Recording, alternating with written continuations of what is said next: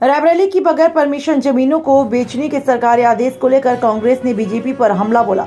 अनुसूचित जाति की जमीनों को बिना किसी अनुमति के बेचने पर लगी रोक को हटाने से नाराज कांग्रेस नेताओं ने आज तिलक में एक प्रेस कॉन्फ्रेंस करके प्रदेश सरकार पर निशाना साधा।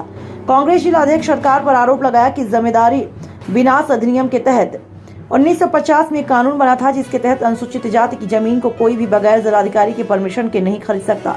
लेकिन प्रदेश सरकार ने बगैर सदन में चर्चा कराए कैबिनेट की बैठक बुलाकर 1950 में बने कानून को निष्क्रिय कर दिया, जिससे अब बड़े उद्योगपति बिना किसी रोक टोक के अनुसूचित जाति के लोगों की जमीन ही खरीद सकेंगे, जो सीधे साधे अनुसूचित जाति के गरीब लोगों के साथ अन्याय होगा।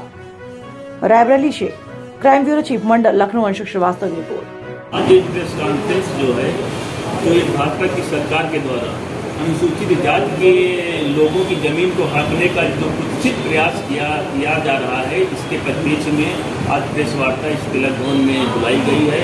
पूरे प्रदेश में इस प्रेस वार्ता की जा रही है। जो जब कांग्रेस की सरकार थी 1950 में उत्तर प्रदेश जमींदारी विनाश अधिनियम बनाया गया था। उस अधिनियम में ये व्यवस्था दी गई थी कि यदि अनुसूचित जाति का व्यक्ति किसी गैर अनुसूचित जाति के व्यक्ति को जमीन बिक्री करना चाहता है तो उसको बाकायदा कलेक्टर से अनुमति लेना होगा।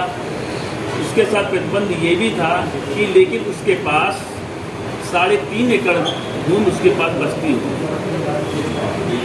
बिना कलेक्टर की अनुमति के अनुसूचित जाति का व्यक्ति ना दान कर किसी को कर सकता था, ना किसी को पट्टा कर सकता था।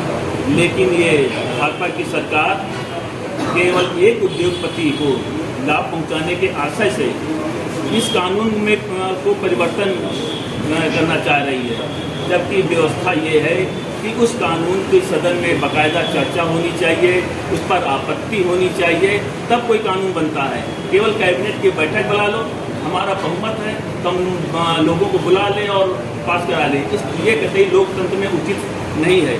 हम सारे कांग्रेस के लोग उनके इस कृत्य का विरोध करते हैं। कांग्रेस पार्टी की एक ऐसी पार्टी है कि अनुसूचित जाति के व्यक्ति को उनके रहन सहन को उठाने के लिए प्रयास किया।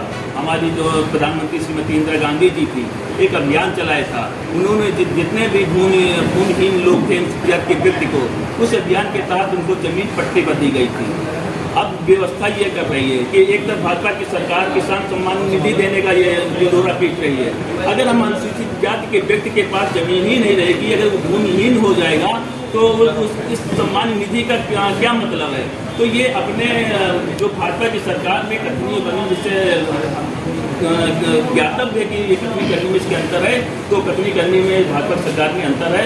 लेकिन हम सारे कांग्रेस के लोग अनुसूचित जाति के व्यक्तियों के लिए लड़ाई लड़ेंगे। किस प्रकार लड़ाई लड़ेंगे? हम लड़ाई सड़कों पर लड़ेंगे, सदन में लड़ेंगे और संघर्ष करेंगे, जब तक अगर उनके हितों पर कुठाराघात होता है तो हम लोग घर पर नहीं बैठेंगे।